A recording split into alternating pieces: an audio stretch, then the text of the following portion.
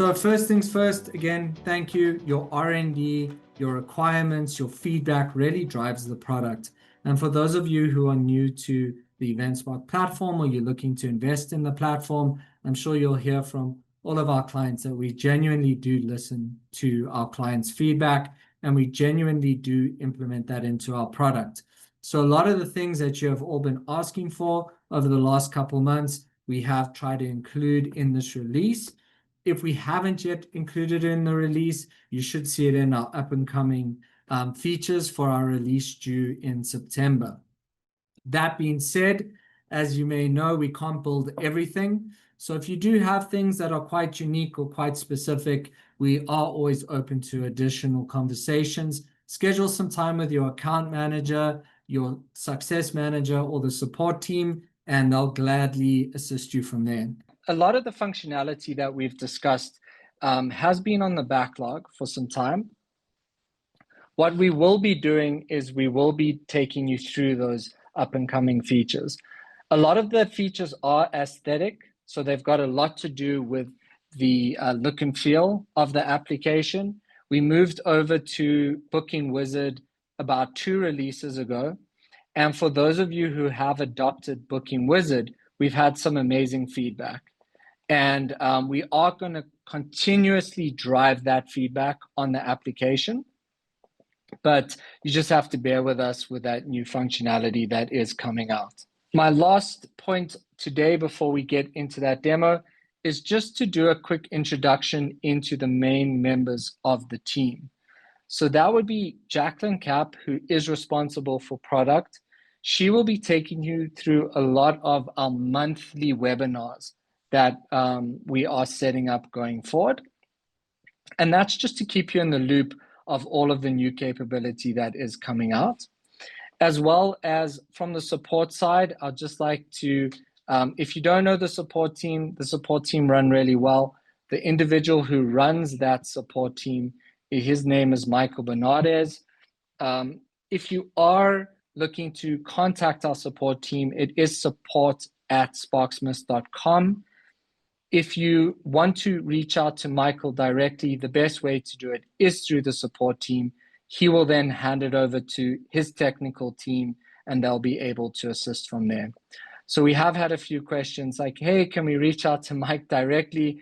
Best way to do that is to go through the support team, and he'll get you up and running.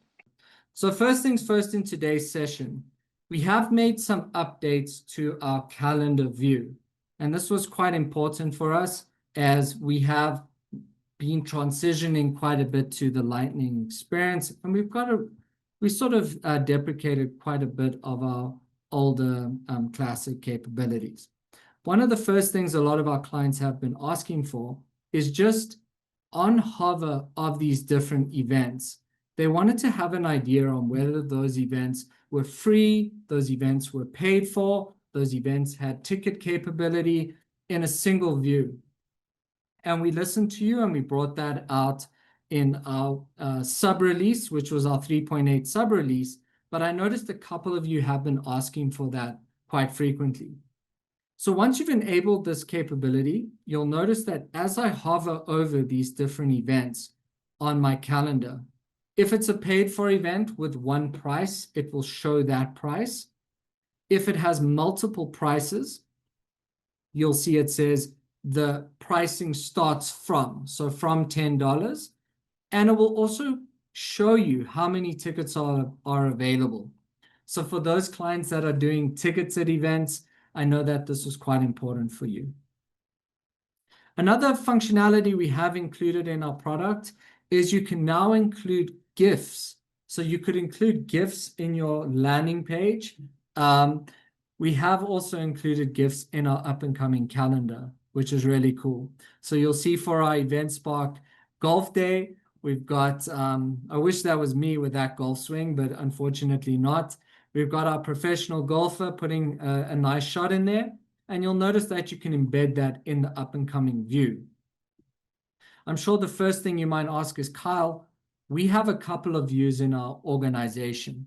Don't worry, our product supports what we call multiple organizing entities, but we've made it even easier with a feature called Event Collections. And basically what Event Collections allows you to do is it allows you to create calendars on the fly without having to set it up from the beginning, without having to create a site and add all those events to the site. You can now spin up or create a calendar on the fly. Now, why would you need that? Maybe you want to have a large event. That event is a week long. It comprises of multiple sub-events, like you might be doing breakfast events, dinner events, morning events, conferences, private events, and you want that all hosted in one view, but you don't want to go through the issue of creating a new calendar. We've created a new feature called Event Collections, which I'll take you through, and it's extremely easy to use. So where do you actually set up this new capability of including the availability on the calendar? Now, it is super simple. What you got to do, right, is from the organizing entity of that event, so you would go down to that specific organizing entity, and you can select exactly which lists are going to be displayed on that organizing entity.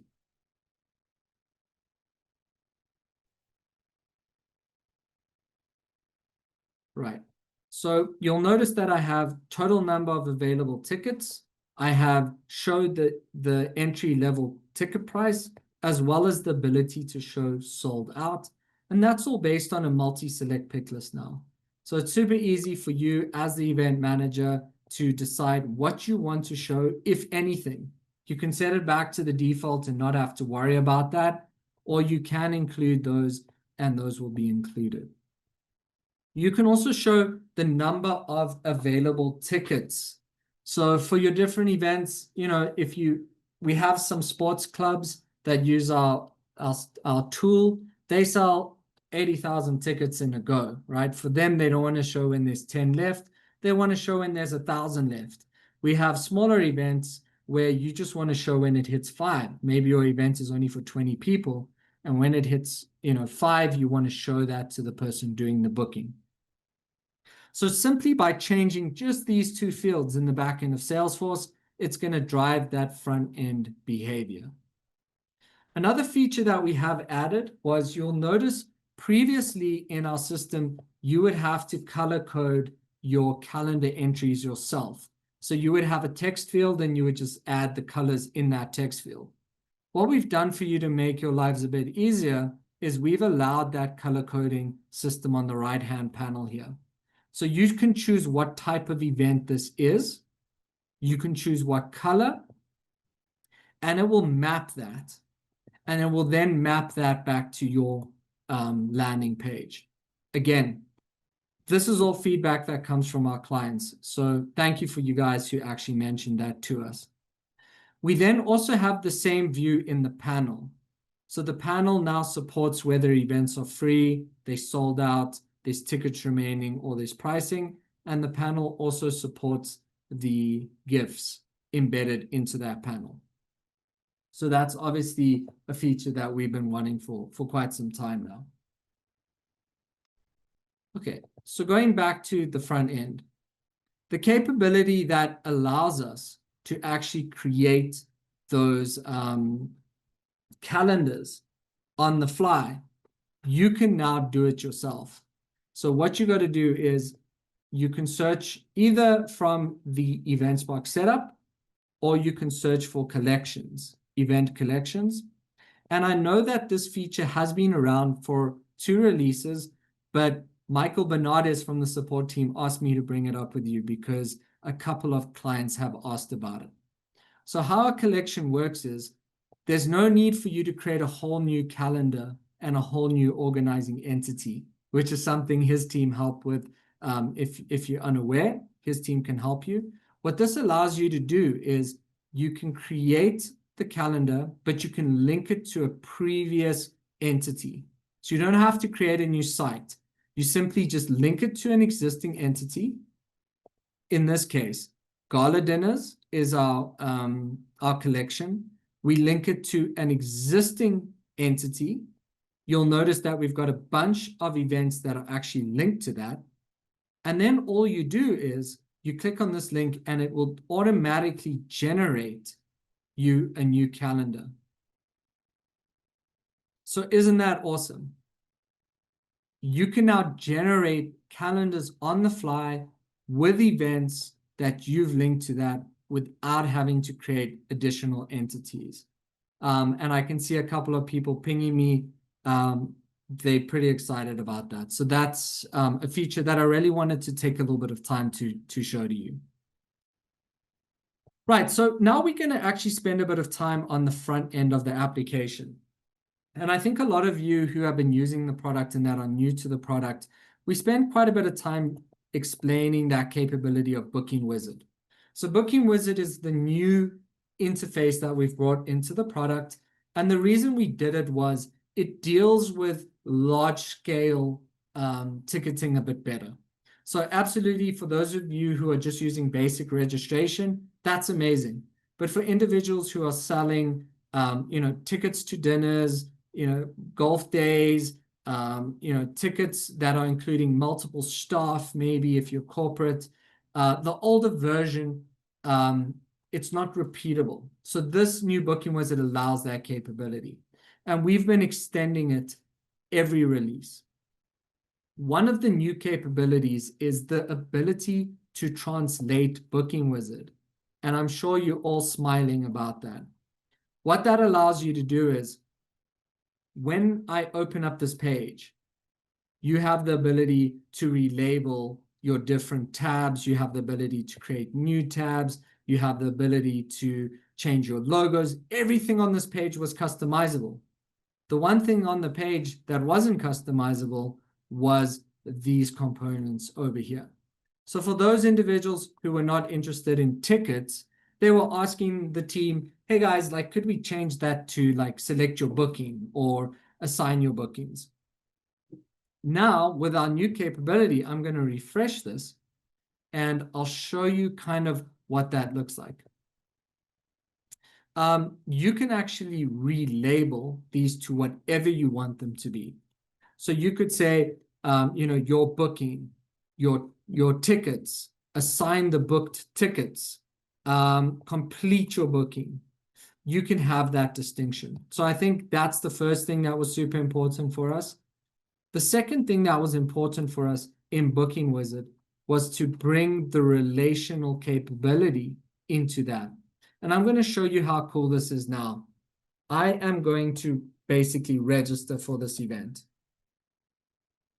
And I'm going to type in my details. I'm going to select my birth date. And you'll notice that Booking Wizard now supports the ability to decipher the format and also have the capability to use the dates.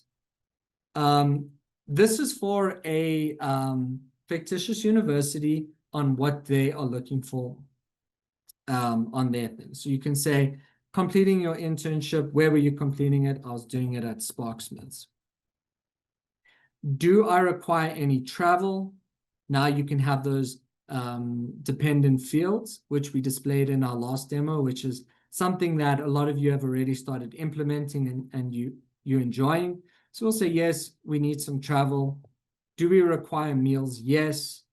What meals do you want? And this is a new feature we've brought out. So for those of you who were using the older style multi-select pick lists, we've introduced the new multi-select pick lists capability. So what does that look like? There's no more slider where you've got to kind of slide things over and it becomes a bit clunky. And if the list is long, it becomes hard to figure out what you've selected. Now you can actually select those. So I'd love a croissant. And I enjoy my fruits in the morning, get a bit of a sugar spike. So now you'll notice that I've selected those multiple values and those are actually displayed under these. I forget the name of it. I think they're called pills.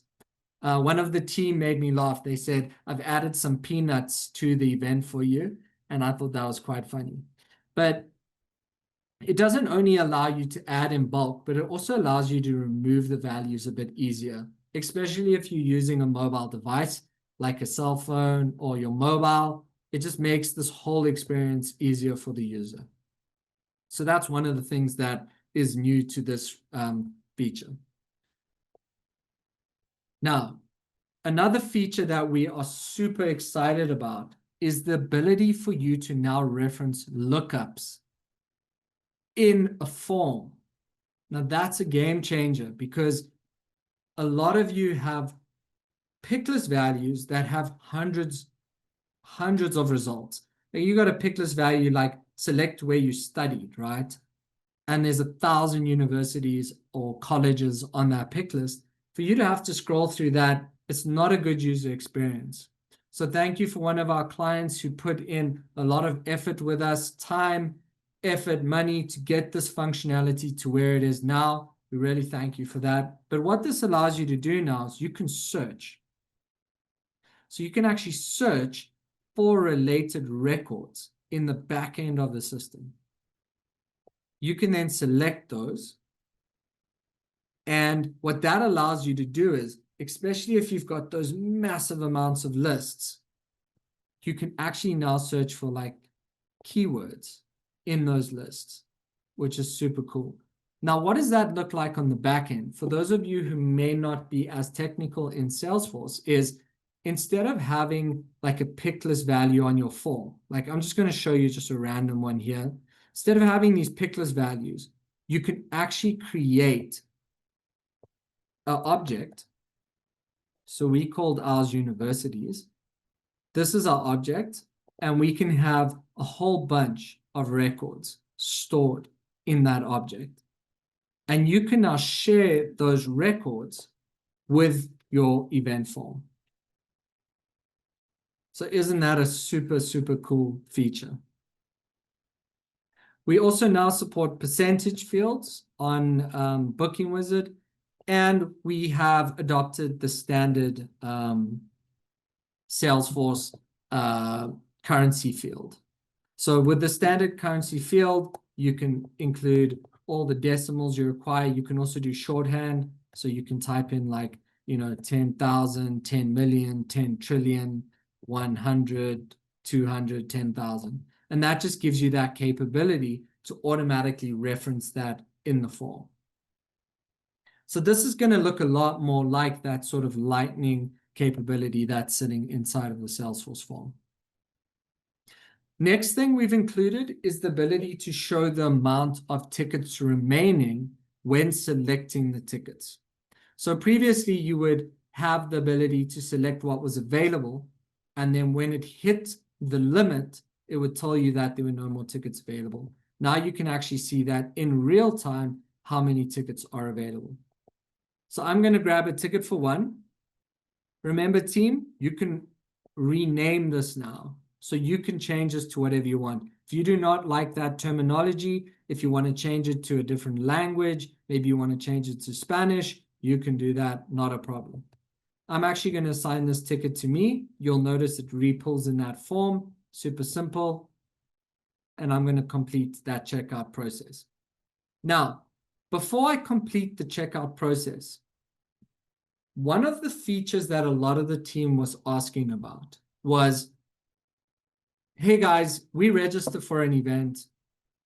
When the individual gets the thank you for registering, it gives them all the information, which is amazing. It gives them the link to add to their calendar. It gives them the ability to add to their calendar after registering. There's so many opportunities for them to add to their calendar, but not everyone does it, right? It's just, it is what it is. So we've added a new feature in our system that will actually send the calendar invitation with the registration. So I think that's just a pretty awesome feature. So now I've registered. I can reassign my tickets if I want to. I can cancel my booking. I can do a new booking. I mean, those are all things that have been with the product for many months, many years, many months, etc.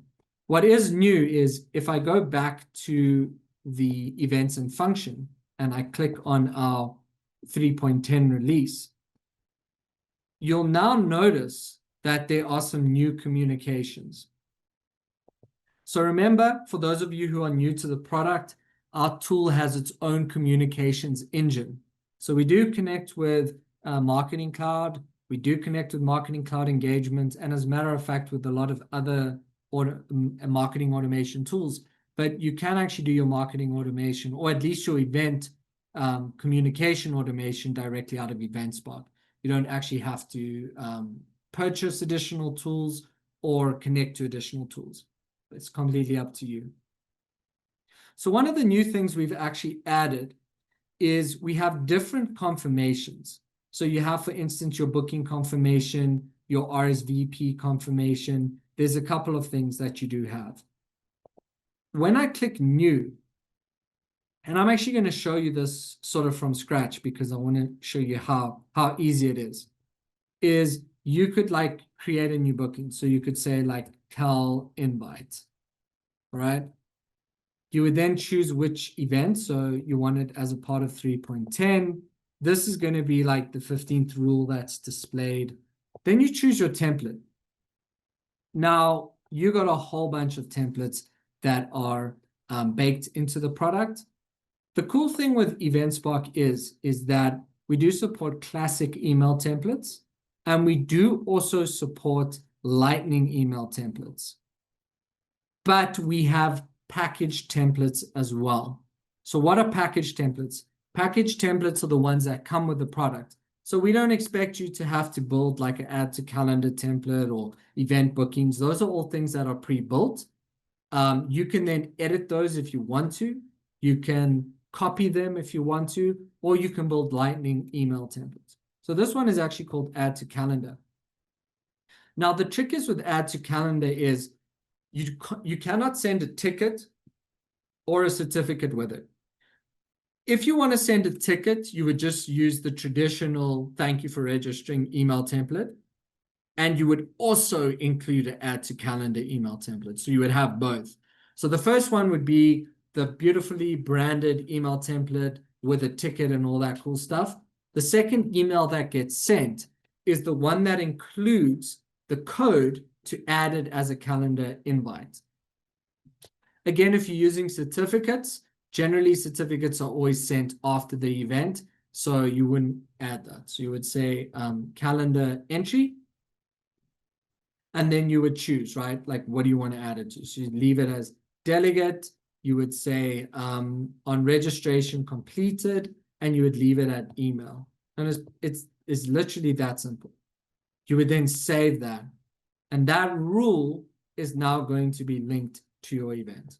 So if I go back to my event, and if I just wanted to double check that for whatever reason, you'll see now I've got the calendar invite. We got two because I created one a bit earlier, but you get the idea. Okay. So now if I go back to my email, because I just want to show you what that looks like. Okay. So I'm just going to drag my email onto this screen quickly. And you'll see that I've got my initial email, which is my branded email. Looks great. It shows me what I've booked, what I've paid for, what the agenda is. That's cool. I can go to the map, obviously. I can go back to the landing page. I can add to my calendar. But what the system also does now is it sends the invitation. So now I can just click RSVP and accept it. So that is something we're super happy about. And a lot of clients are super impressed with that. So once I accept it, it will go immediately to my calendar. And it's now added to my calendar. I don't have to worry about any of that. It will also include this. So now if I go to the 9th of July and I go here, this is my release that's being added. Okay. It also includes the virtual link. So this is obviously an in-person event. Just this one that we created in our demo. If this was a Zoom, a Teams, or a WebEx event, it would also include that link in the calendar request. So I'm just going to stop there before I move on and just, say thanks to the team for bringing that out. I know a lot of you have wanted that for some time. I know a lot of products even our own product, we would send that invitation, with the calendar links, with everything, but getting people to click it sometimes wasn't always that predictable. So now we've introduced this capability of actually sending that calendar invitation as well. So that should really help you with, getting people to your events. Okay. Right. So moving back to the event itself, one of the things that I do want to talk about is I want to talk a little bit about contact syncing. And this was something we spent a lot of time in this release doing. I'm going to start showing you a contact. So I'm going to show you Carl LeBron. Carl LeBron we just registered, right? And you'll see that there's a couple of potential matches. Some of them is 86, some of them is 60, etc., etc. Firstly, what does that mean? So in Salesforce, your contacts are your gold, right? Like your contacts are your gold. They're your clients, they're the individuals, your donors, your students, your customers. They're the individuals that make your organization, your business, your entity tick along. Without contacts or with messy contacts, things can become a nightmare. So in our initial contact syncing capability, that was a pretty cool feature. What that does is it prompts the user to insert their email. When they insert their email, if it matches with the email, it sends an OTP. So it would register that individual, link them, send an OTP. It would then link them in the back end. That capability still exists. And what's great about that capability, as a lot of you know, is that once you search for your email and you register, it automatically populates your data. So automatically pulls in your contact information into the form. So it speeds up the registration process. But what happens when you are doing bookings on behalf of a bunch of people? You're not going to have access to OTP all those people, okay? Then that functionality didn't work so well. What happens when you don't want people to search for themselves? You just want them to register. And that's why we've now officially launched our automated contact syncing capability. Now, this automated contact syncing capability is a lot more advanced than just trying to do a match on the email. We've put a lot of thought and effort into how this works. And I'm actually going to take you through that because it is such a groundbreaking functionality. Right, so what we got to do is we scroll down to our sync options. And we got a bunch of options. These ones already existed. And I'm going to take you through them because they're actually quite important. So if somebody registers and it links to their contact or their lead, and it finds them, what do you want to do with the updated data? So do you want to do no changes, or do you want to link to the contact and lead, or the contact or the lead? So what this will do is it will link to the contact or the lead, and based on your form, whatever fields that are completed, it will update those fields on the contact or the lead. So that's an amazing thing, right? It's enriching your contact and your lead data. But some clients don't want that because the only person that updates it, like for instance, banks, is the KYC process. So for a bank, the KYC process would be the only time that the client's records would be updated. So they would leave that off. If you leave it on, you can decide what you want to map. Do you want to only map fields, so the fields that you've specifically mapped, or do you want to map core fields and unmapped fields? So core fields would be things like first name, last name, email, mobile. So this is capability that's been in our system for a long time. But now this piggybacks off our new capability. So do you want to automatically link delegates to, and you can leave that off. You do not have to enable this feature. If you enable it, this is where the magic happens. So automatically link new delegates using an exact email match. So it needs to be the exact email, or smart fields. And the smart fields actually form part of our algorithms. So we're running sort of algorithms in the back end, like Einstein algorithms, that are actually working out the percentage to completion. So I'm going to say like my matched fields. Now you can choose, how do you want to handle multiple matches? So if there's like 10 Kyle contacts in your CRM because the data's all messy, then you could say do not just make a decision. Like don't automatically link to someone. We don't want that. We'll manually link it. Or you could say link it based on the highest matched. And then you can choose the score. So you could say 70%, 85%, 100%, 50%, 30%, 0%. So isn't that cool? So you could say, well, I want a 70% threshold on matching.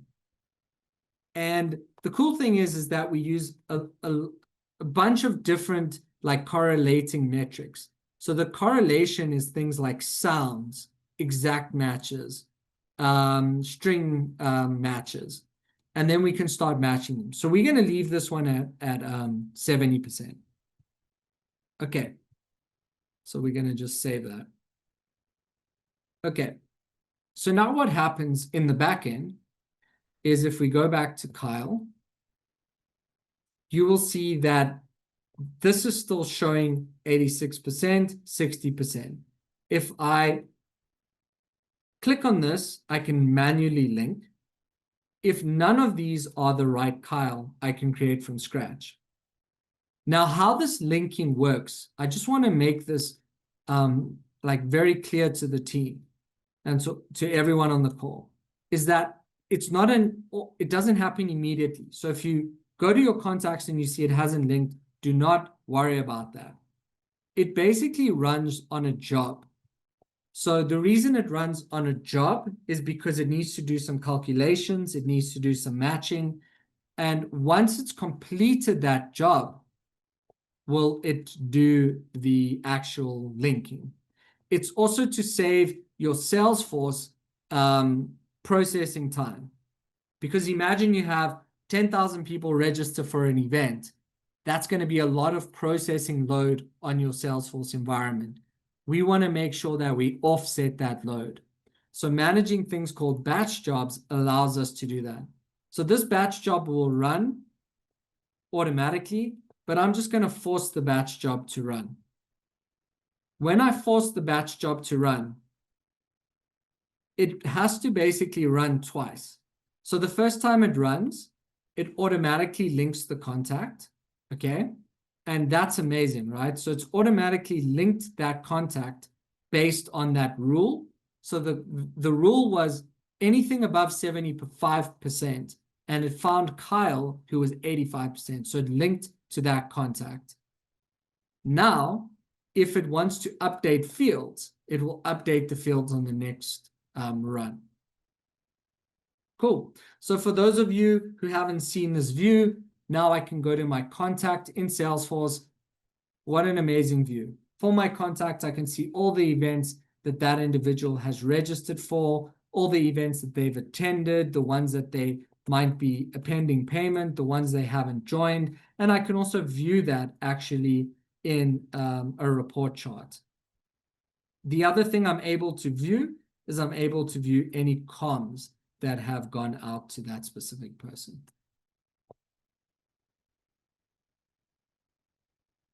Okay, so I can see in the chat there is quite a bit of communication around that, which is pretty cool. Maybe I'll just answer this around this. I know that I always keep time at the end of these sessions to answer a bit of your questions, but I see there's been a lot of contact syncing. So let me just take a second to read these.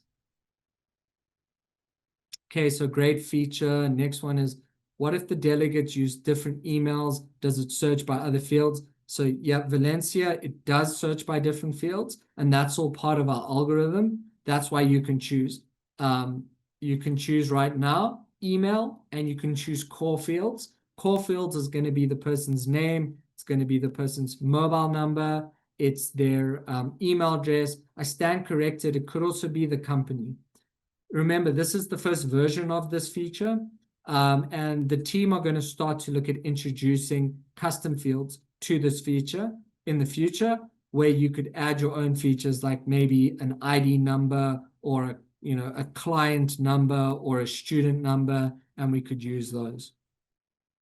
Next question is, what happens if you have automatically created leads for new delegates switched on? Would it create a lead before the contact sync batch jobs match? Okay, yeah, that's a good question.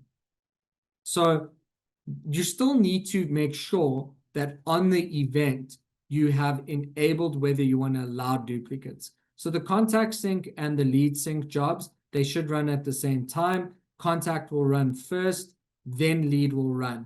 If the contact is created and you do not have the duplicate rules enabled, it will also create the lead. So just keep that in mind. If you have duplicate rules enabled that do not allow leads to be created if a contact exists, then the lead will not be created. Okay, so just make sure your duplicate rules are set correctly. Does the contact sync work for previous events? Absolutely. So for any events that you are looking to create in the future, it will work. For those previous events, it actually, if I stand corrected, it will only work for new events if I stand corrected. And if the delegate is updated. So what you can do is, for the previous delegates that have not been synced, you could update something on the record. Like you could update their status, just change it back to the same status, or you could run a bulk job. You can speak to our support center. They can help you with that. When the delegate is updated, it re-evaluates the linking query, and it will then run. So the answer is yes, it will run, but it won't run without that delegate being updated. So we can fast track that process if that is an issue for you. The next one is, do we have to link contacts manually? You can link contacts manually, Risha, if you want to. Like, that has been in the product for the last 5 years, but the automatic mapping does it for you automatically. Can the calendar invite be included in the initial email instead? No, it needs to create the delegate first, Sarah. So the delegate needs to be created. Once the status is set to completed, it will send the calendar invite. Jacqueline Cap, who's the product manager, she's on the call. I'm sure she's hearing. She can add that to the backlog and maybe reach out to you. What happens if there's 2 or more contacts that have been matched? Then it looks at the percentage. If the percentages are the exact same, it's not going to do the match. So I thought it would be quite useful taking some time to discuss that, because it is a new feature and there's a lot of functionality that's gone into that feature.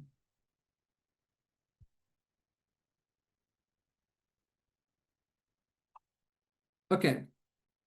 Right. So another capability that a lot of clients have been crying out for is Teams webinars. So thank you so much, Avril, for building that. I know it was extremely challenging. I think, like building our Zoom integrations and building WebEx was a bit easier than Teams, but we now support Teams webinars. And I guess why that's important is because I know a lot of you are Microsoft users. And if you're a Microsoft user, Teams is sort of included in your 365 license, which means all of you probably have Teams or you have webinars already included. So for customers that maybe not own Zoom, or you can't own Zoom because of regulatory requirements, or maybe you can't afford Zoom, you can look at the Teams integration. It works really well. It's a bit of a technical thing to set up. So the initial setup takes a bit of time. It's not as easy as the Zoom sort of click through WYSIWYG process. But once it's set up, it works really nicely. And that does support webinars now. So for those of you who have been waiting to do webinars, that is generally available. And I hope you make the most of that capability. It's a really cool feature. Okay, so I had a question. This question actually links back to a previous release. So what are you saying here? How do we link back? Okay, cool, guys. So I'm going to just take a second to discuss this because I know that a lot of you are using campaigns. So for campaigns in our last release, we released something really cool called event mappings. So what this does is, if you have an event and you link a campaign to that event, okay? So if I come here and I say, cool, I'm going to link a campaign to my event, and I choose a campaign. Maybe I want to just create a new campaign. So what are we going to call this? Like our 3.10 campaign. We activate it. And I think this is pretty important. So I add that to my event, and I save my event. So I come here and I click save.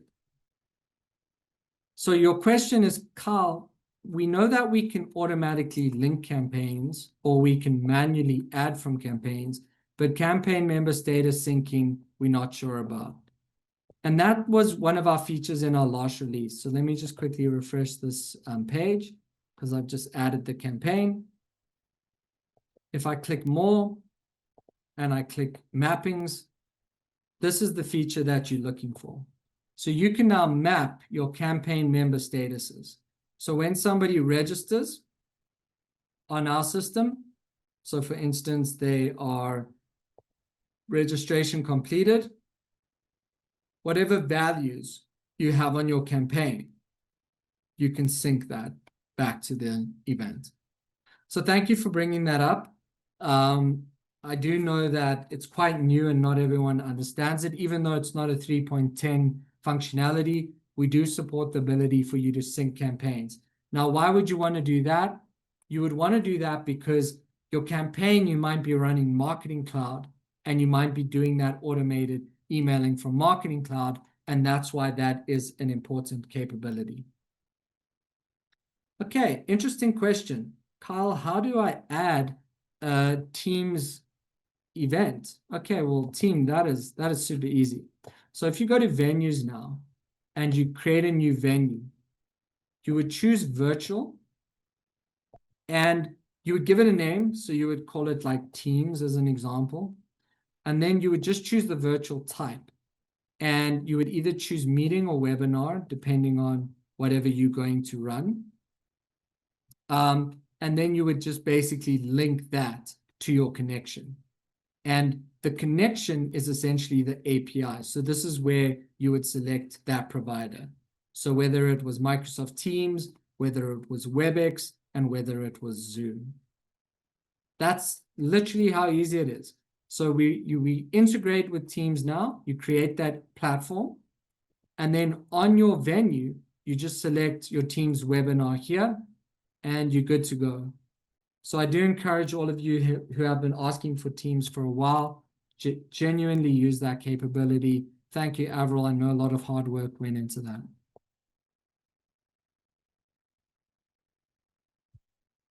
Okay. Right, so going back to the capability that we wanted to wrap up with on this specific release was also just our booking wizard. So with Booking Wizard, we've added additional deletions. So previously, clients were struggling to delete some of the information. So we've added additional deletion functionality to this, where you can delete a booking.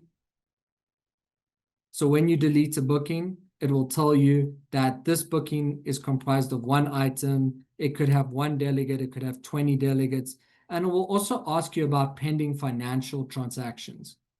So we have included this capability to say, yes, are you sure you want to delete it? Because remember, you might be deleting financial transactions. You also do not have to delete the whole booking. You could also just delete a booking item. Okay. So that is another new feature that we've brought into the tool. So as we go, Event Wizard is just going to become more and more capable by the day. All of our functionalities from our standalone capability will be pulled in as well. Okay.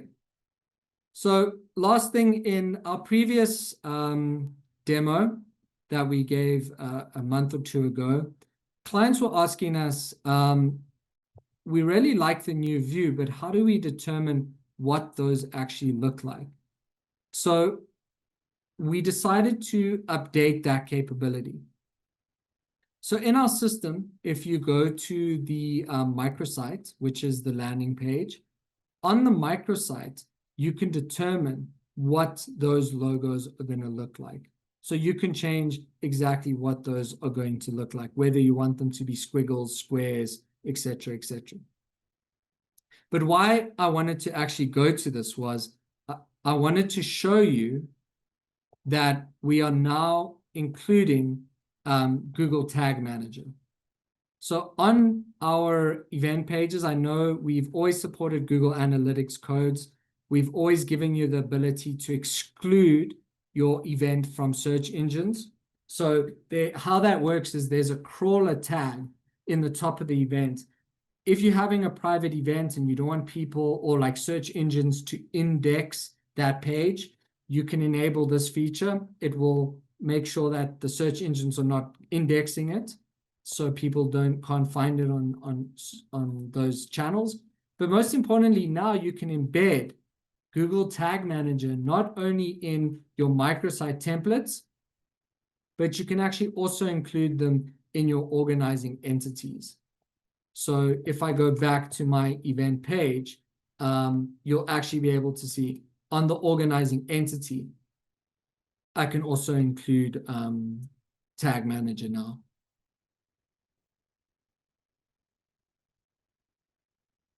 Okay, so you'll see there's our Google Analytics code, and now we've also got the Tag Manager code. Cool. Then last but not least, because I am running out of time, before we open the floor for any additional questions, is just on the theming side. On the theming side, we've added the status bars for those of you who haven't updated that in a while. So now you can change the color of how that status bar is progressing. You have the ability to actually change that. And then you have the ability to change your thumbnail shapes. So you can have squares, rounded squares, squircles, as well as circles. So maybe if I just update this to a circle as an example, and I refresh this, you'll notice that that will now change to a circle. Okay. So that brings us to the end of our 3.10 release. I'm sure that was quite a mouthful, and there's quite a lot of additional functionality that's going to come out. I'm going to take the last 2 minutes to answer some of your questions. Anything I don't get to, we'll respond to you directly via email.